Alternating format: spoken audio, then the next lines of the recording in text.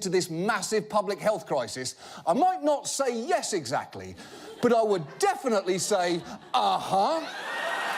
Elected officials, whether at the local, state, or federal level, these are the men and women who diligently make us look like fucking idiots for electing them.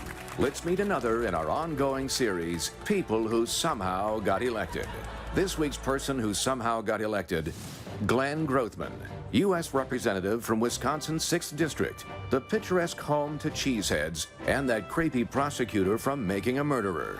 Grothman was elected to Congress in 2014, but before that, he spent 22 years in the Wisconsin State Legislature, making his name as a fiscal and social conservative, taking bold stances such as speaking out against unequal pay law. Senator Glenn Grothman said, quote, "You could argue that money is more important for men. I think a guy in their first job, maybe because they expect to be a breadwinner someday, may be a little more money conscious." Yes, Glenn Grothman talks like a character out of Mad Men and dresses like a contestant on a 1987 episode of Jeopardy! Which is not to say Glenn Grothman does not support women. He loves all of them, even the single moms. I know a lot of gals who are having kids out of wedlock, and I love them. I've been outside abortion clinics, and I've encouraged them. See? Would a man who hates women go talk to them outside of abortion clinics or end that same speech this way? Our country is not going to survive if we continue this war on men. Thanks for having me. But if there's one issue dear to Glenn Grothman's heart, it's racism. Or as he calls it... Well, this is one more example of, I think, screaming racism where obviously none exists. The idea that somehow, opponents say it's racist is ridiculous. Yes, for some reason, Glenn Grothman pronounces this word racism, which is weird, because he clearly has no problem making an S sound. Governor Walker is going to be giving the tech schools, the prisons, the counties, the cities, all less money.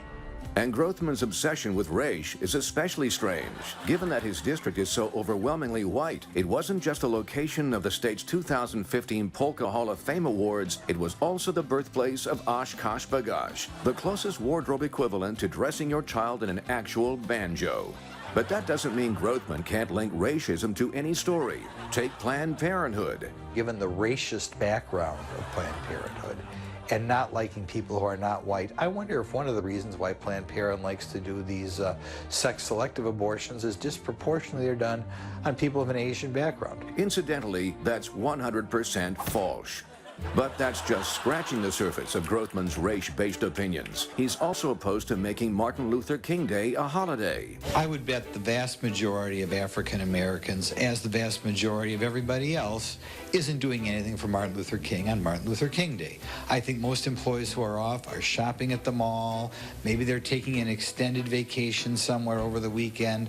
Let's be honest. And that's not the only African American holiday he opposes. Wisconsin State Senator Glenn Grothman isn't backing down on his stance that the African American holiday Kwanzaa should, quote, die a quick death. I think the underlying problem here is not enough TV types, when they talk about Kwanzaa, talk about the horrible, racist, violent past of its founder. Grothman says Kwanzaa is a holiday that, quoting here, almost no black people today care about. And if you're wondering how he can be so sure, don't worry, he checked. I spent some time, I happened to be at the Rose Bowl, and I spent some time interviewing briefly 20 black Americans from either California or Arizona, or people getting on airplanes, and none of them celebrated Kwanzaa. So I don't think Kwanzaa is really important to the average African American. That's a flawed study, though it was published in the New England Journal of Harassing Strangers Who Are Just Trying to Board a Plane.